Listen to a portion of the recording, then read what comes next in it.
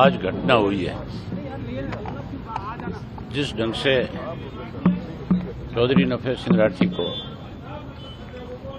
शरेआम गोलियां मार करके आज मार दिया गया, इसके लिए पूर्ण रूप से जो है प्रदेश की सरकार जिम्मेवार है।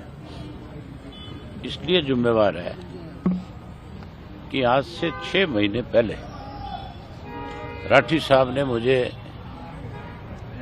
गुड़गांव मेरे आवास के ऊपर ये बात बताई कि मुझे पुलिस के लोगों ने ही इस बात की इत्तला दी है कि आपकी जान को खतरा है, आप पे कभी भी कोई भी अटैक हो सकता है। मैंने तुरंत एसपी जो झज्जर है उससे फोन पे बात करी और मैंने उनको इस बात के लिए आगाह किया कि आपके पुलिस डिपार्टमेंट के लोगों ने राठी साहब को ये जानकारी दी है और राठी साहब आपसे स्वयं आकर के मिल रहे हैं, लिखित में आपको देंगे और आप इनको सुरक्षा मुहैया कराओ और इस बात की आप अपनी पुलिस की जिम्मेवारी लगाओ कि ये थ्रेट इनको कैसे मिली और कौन लोग हैं इसके पीछे। जहां उन्होंने एसपी को लिखित रूप में दिया, वहीं होम मिनिस्टर को भी, चीफ मिनिस्टर को भी, आपके डीजी को भी और उसके इलावा जो सीआईडी का चीफ है उसको भी, होम सेक्रेटरी को भी, इनको भी लिखित रूप में दिया कि मुझे सुरक्षा मुहैया कराई जाए, मेरी जान को खतरा है। और मैंने भी स्वयं अनेक बार ये बात इन लोगों के साथ शेयर करी। राठी साहब कोई मामूली व्यक्ति नहीं थे, वो 2 दफा के विधायक थे, हमारी पार्टी के प्रदेश के अध्यक्ष थे और उसके साथ साथ जो एक्स एमएलए की एसोसिएशन है उसके अध्यक्ष थे।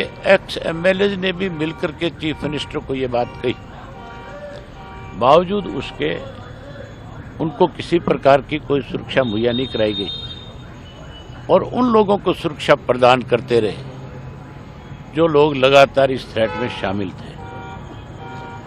आज हरियाणा प्रदेश में ऐसे लोगों के पास सुरक्षा है जिनके ऊपर संगीन अपराध के मामले दर्ज हैं, जो नशे के कारोबार में शामिल है, जो अपराधियों को पनाह देने में शामिल है।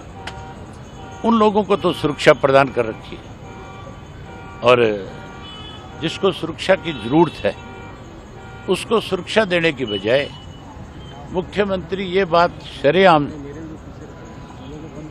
पब्लिकली ये बात कही कि मैं हरियाणा प्रदेश के आम व्यक्ति को, आम नागरिक को सुरक्षा प्रदान नहीं कर सकता। प्रदेश का मुख्यमंत्री अगर ये बात कहता है कि मैं सुरक्षा प्रदान नहीं कर सकता तो इसका मतलब जंगल का राज है, फिर तो कोई व्यक्ति सुरक्षित नहीं है। फिर तो मान के चलो इस किस्म के लोग कभी भी किसी के ऊपर घर में जाकर भी इस तरह की वारदात कर सकते हैं। मैं इसके लिए पूर्ण रूप से सरकार को दोषी मानता हूं, मुख्यमंत्री को दोषी मानता हूं, जिसकी ये जिम्मेवारी बनती है कि कोई व्यक्ति अगर सुरक्षा की मांग करता है, अगर आपको लिखित रूप में देता है, आप उसकी जांच कराओ। अगर उसको सुरक्षा की जरूरत नहीं है तो उसको लिख करके बताओ कि तुझे सुरक्षा की जरूरत नहीं है। अगर उसको सुरक्षा की जरूरत है तो उसको सुरक्षा मुहैया करानी चाहिए। मेरे अपने केस में जब मुझे थ्रेट आई थी, मेरे पीए ने जाकर के जब एफआईआर लॉन्च करा तो मुझे 1 दफा तो सुरक्षा दी गई, फिर विड्रा कर ली गई और उसके बाद फिर मुझे हाई कोर्ट जाना पड़ा, हाई कोर्ट से फिर सुरक्षा दी गई। आज बीजेपी का अगर प्रदेश का अध्यक्ष कहीं जाता है तो उसकी सुरक्षा में जहां डिस्ट्रिक्ट पुलिस लगाई जाती है, वहीं उसके साथ 2 गाड़ियां परमानेंट सरकार की तरफ से दी हुई है। यहाँ का जिला का अध्यक्ष भी अगर कहीं जाता है तो उसके पास भी सुरक्षा है। कोई भाजपा का छोटा मोटा झंडा बांध करके कहता है मैं कार्य करता हूं, अगर वो सुरक्षा मांगता है तो उसको भी प्रदान कर दी जाती है।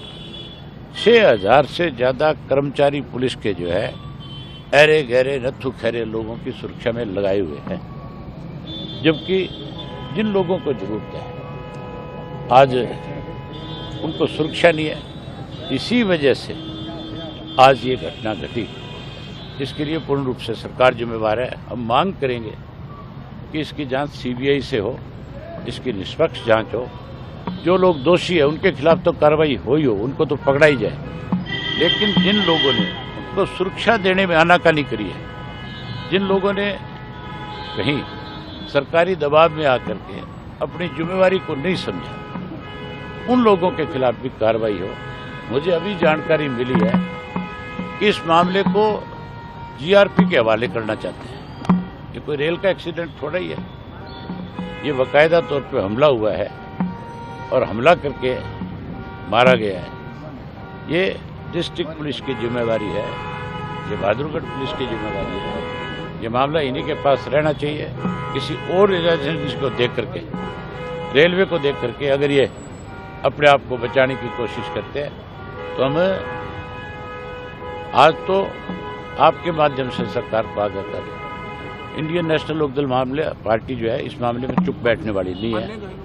हम इसके ऊपर बहुत सख्त एक्शन लेंगे, सरकार को मजबूर कर देंगे कि सरकार जो है इस मामले की जांच सीबीआई को सौंपे। आज ही मैं कहता हूँ मुख्यमंत्री को ये कहना चाहिए, बयान देना चाहिए कि हम इसकी जांच सीबीआई से कराएंगे। अगर कोई आनाकानी करेगा तो फिर हम सख्त एक्शन। अन्य घायलों की हालत कैसी है सर? मैं अन्य घायलों से मिल नहीं पाया, यही है। बाकी लोग वो ठीक है, वो अभी खतरे से बाहर है। एक जो उनके साथ साथी था वो एक्सपायर हो गया और बाकी अब बिल्कुल ठीक है। किसी शूटर्स ने या किसी गैंग ने जिम्मेवारी ली है? ये मैंने अभी रास्ते में पढ़ा कि इसके पीछे भी ये कह करके सरकार जो है अपने आप को बचाना चाहती है कि ये लॉरेंस गैंग का काम है। लॉरेंस गैंग का मैं तब मान सकता था कि उसकी तरफ से कोई थ्रेट आई होती, कोई कभी फ़ोन आया होता, कोई फिरौती की मांग की होती। कभी भी इस तरह की कोई उनकी तरफ से डिमांड नहीं की गई। अगर सरकार कहती है कि लॉरेंस गैंग का काम है तो फिर सरकार ने सुरक्षा मुहैया क्यों नहीं कराई? फिर सरकार की जिम्मेवारी बनती थी कि नहीं बनती थी?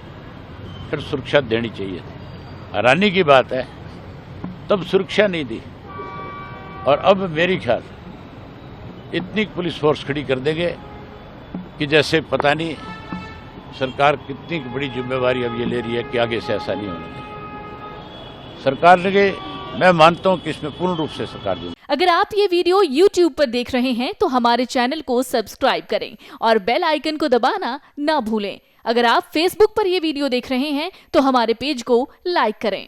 अगर आप ये वीडियो YouTube पर देख रहे हैं तो हमारे चैनल को सब्सक्राइब करें और बेल आइकन को दबाना ना भूलें। अगर आप Facebook पर ये वीडियो देख रहे हैं तो हमारे पेज को लाइक करें।